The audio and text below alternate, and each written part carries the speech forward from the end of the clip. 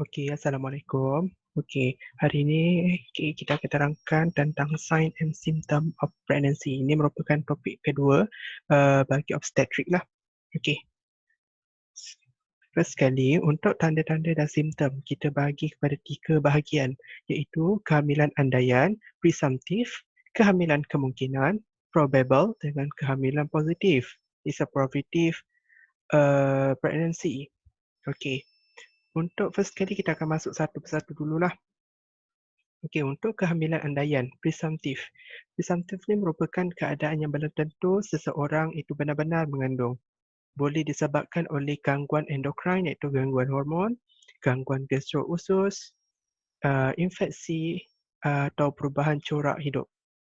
Okey, first of all ialah amenorrhea. Amenorrhea macam video sebelum ni saya ada sebutkan ada 3 iaitu merupakan simptom awal kehamilan, merupakan simptom untuk awal menopause dengan ada masalah pada gangguan abnormality pada ovari. Itu tanda-tanda dia lah untuk berkenaan 3 dia. Jadi untuk amenorrhea yang ini, dia berkaitan dengan simptom awal kehamilan. Okey, dia tidak boleh jadikan sebagai petunjuk kehamilan bagi wanita yang haidnya tidak teratur.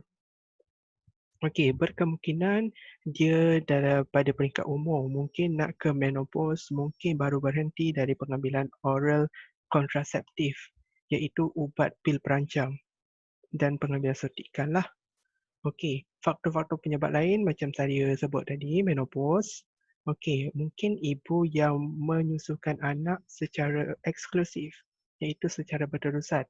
Kerana apabila ibu memberi penyusuan, dia akan meningkatkan hormon prolaktin.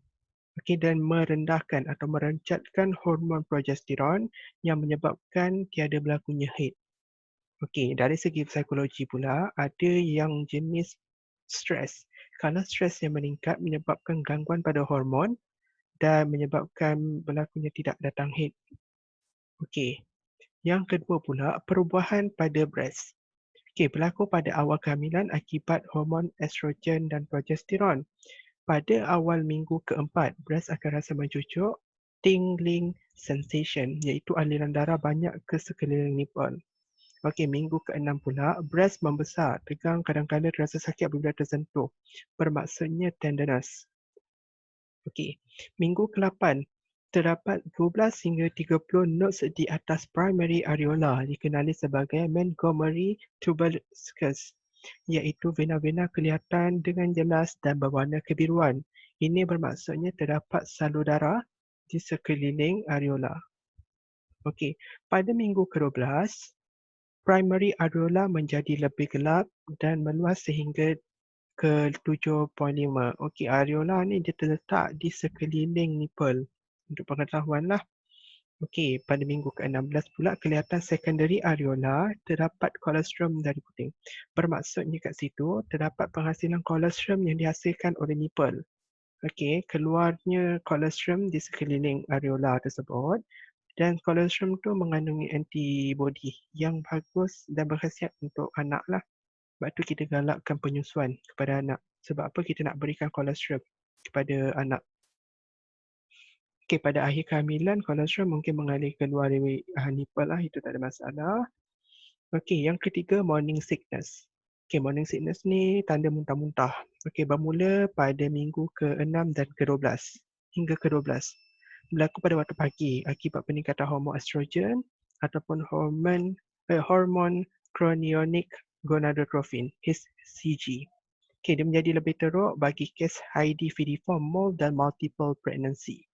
Okey, untuk pengetahuan sajalah, kes HIV-Form mole ni merupakan ketubuhan. Maksudnya macam peranakan anggur.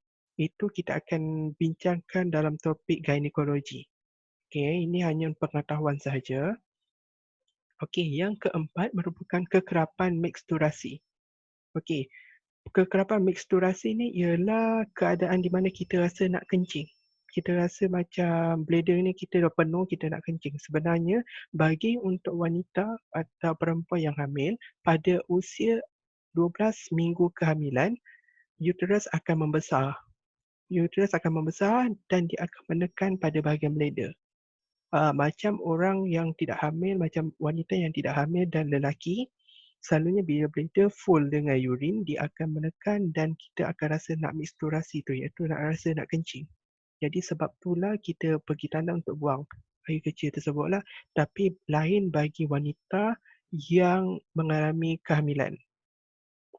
Dia rasa nak kencing tetapi bukan ada urine tu, disebabkan oleh penekanan uterus pada bahagian bladder.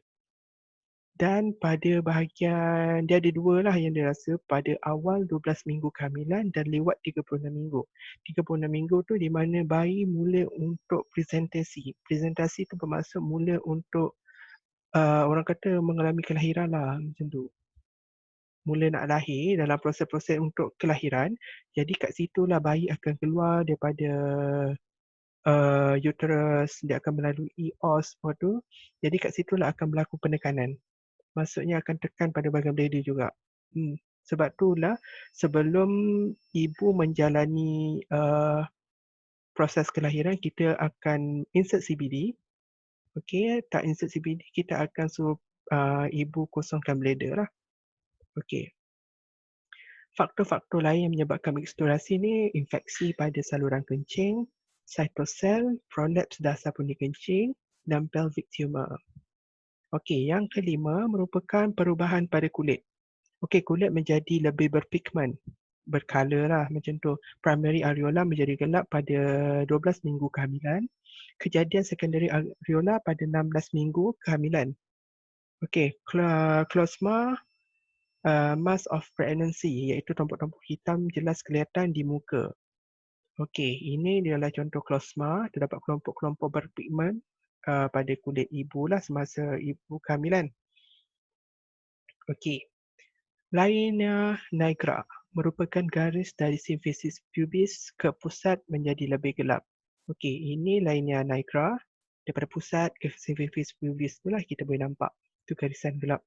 Okey, bagi steria gravidarum merupakan garisan yang berlaku di abdomen, breast dan peha. Dia macam orang kata cala, garisan cala dekat bahagian abdomen lah. Selalunya pada bahagian bagi primate gravida, iaitu baru anak pertama, dia punya kesan stria gravidarum tu dia berwarna warna pink dan multigravida warna putih.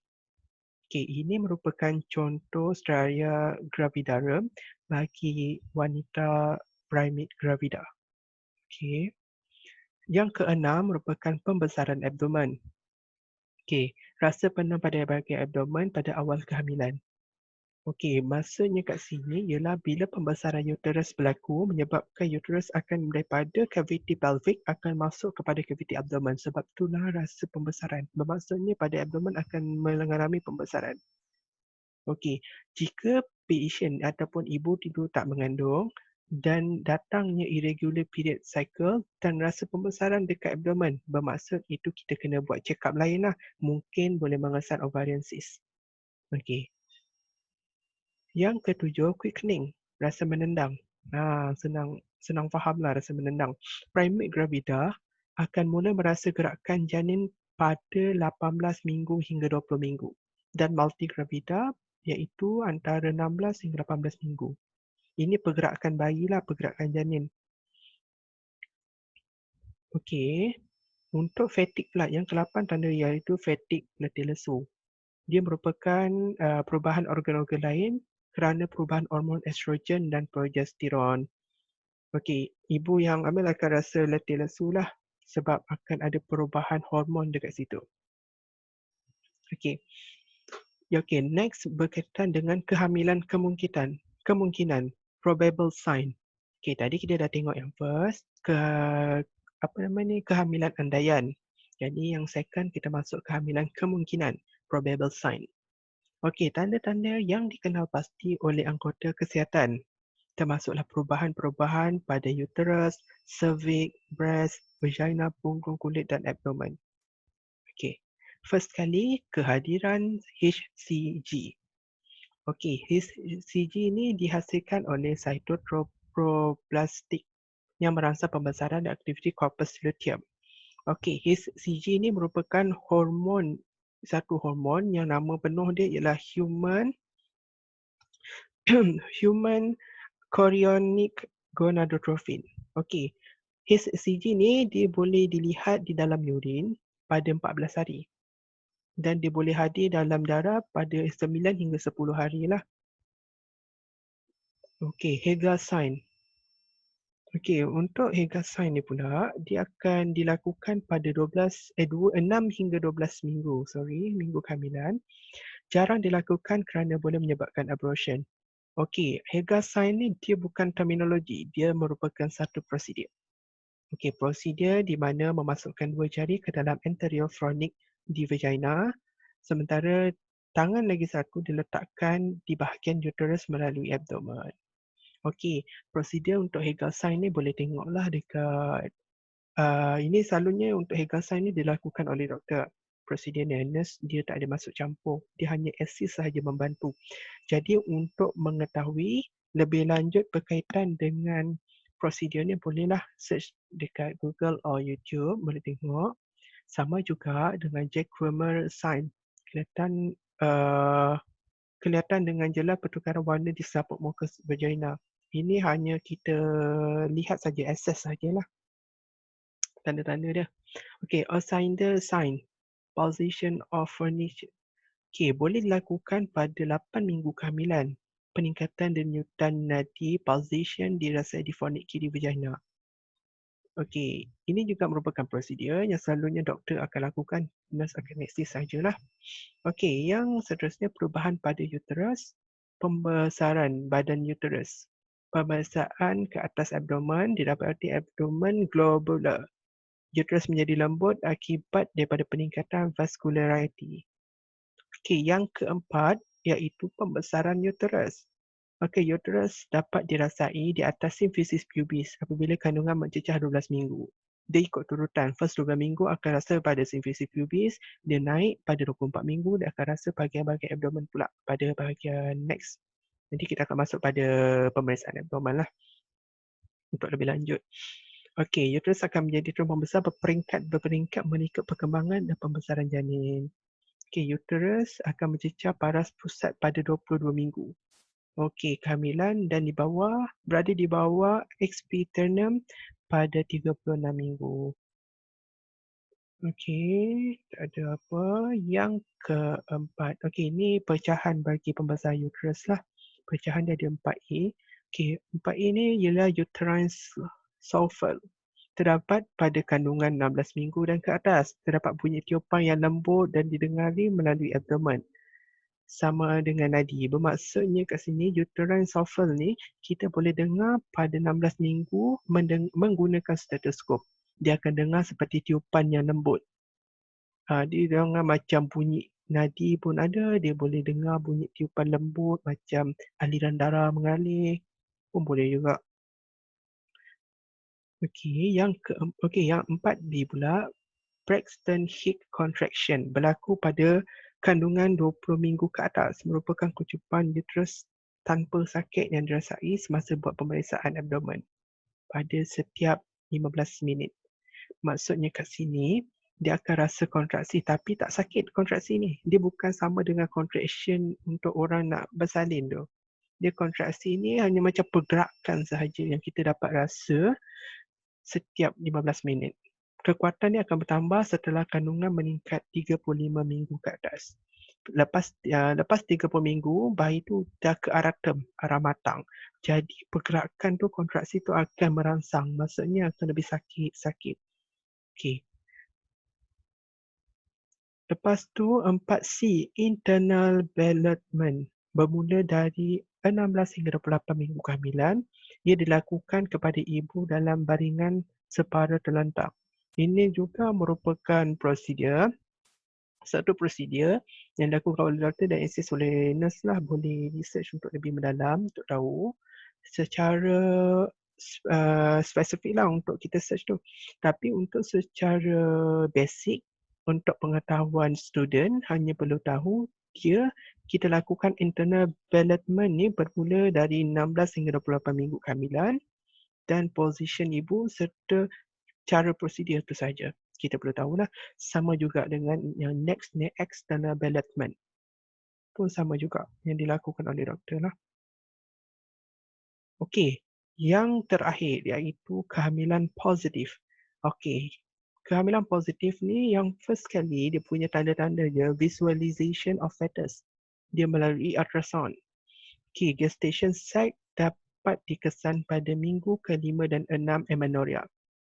Bermaksudnya apabila kita buat ultrasound kepada ibu mengandung pada minggu 5 dan minggu ke-6 amenorrhea, maksudnya selepas dia tak datang head selama 6 hingga 5 minggu, maksudnya lebih daripada sebulan lah. Lebih sebulan lebih tak datang, bila kita buat ultrasound, kita akan rasa ada gestation sac dekat situ. Okey. Gerakan fetal dapat dikesan pada minggu ke-7. Fetal heart bermaksudnya akan bermula fetal heart, bunyi fetal heart akan dikesan melalui ultrasound selepas 7 minggu. Okey, X-ray. X-ray tidak digunakan untuk diagnose pregnancy. Okey, sebab apa? X-ray ni, sinaran X ni dia bahaya untuk sel-sel yang baru nak hidup dalam badan. Dia boleh membunuh sel. Jadi agak tak digalakkan, memang tak boleh lah, tak digunakan untuk pregnancy. Tapi akan dilakukan dalam kehamilan lewat pada kes-kes multiple pregnancy. Itu kita akan rujuk pada gynecology. Okey. Yang kedua ialah auskultasi. Dalam bahasa Inggeris auscultation lah. Degupan jantung fetus boleh didengari dengan menggunakan pinat fetoscope seawal 20 minggu kandungan. Degupan jantung fetus boleh didengari seawal 14 minggu dengan menggunakan CTG. Okey, untuk macam pinat fetoscope ni kita boleh tengoklah, search Google. Okey, macam CTG pun kita boleh tahu mesin dia macam mana, boleh search lah. Okey, hanya perlu tahu untuk student nurse, degupan jantung boleh didengar pada 20 minggu kandungan menggunakan secara pinat fetoscope lah. Tapi kalau kita guna alat teknologi sekarang CTG, kita boleh dengar seawal 14 minggu. Okey, dan degupan jantung fetus yang normal, ini yang perlu tahulah, antara 120 hingga 160 beat per minit. Yang ketiga, anggota janin fetal part boleh dirasai. Boleh dirasai pada 22 minggu kandungan dan ke atas. Boleh dirasai di bahagian kepala, belakang dan kaki. Okey, selalunya ibu yang kurus lah dapat jelas kita rasa fetal part ni. Okey.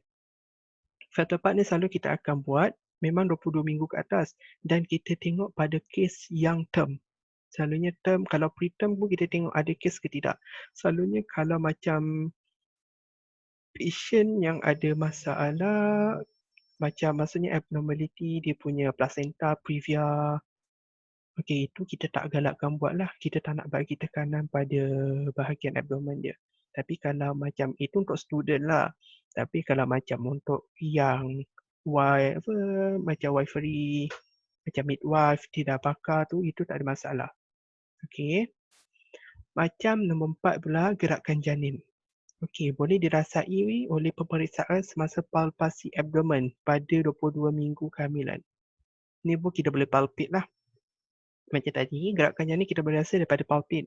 Daripada palpate juga kita boleh tahu kedudukan fetal part, dan bila kita tahu fetal bag di mana, kita boleh buat pemeriksaan fetal heart rate. Okey, dia berkait lah benda ni. Okey, kalau ada soalan boleh tanya di ruang komen lah. InsyaAllah kita akan jawab. Okey, itu sahaja untuk next video ialah next topik. Okey, lawatan antenatal. Okey, itu saja. Sekian. Assalamualaikum warahmatullahi wabarakatuh.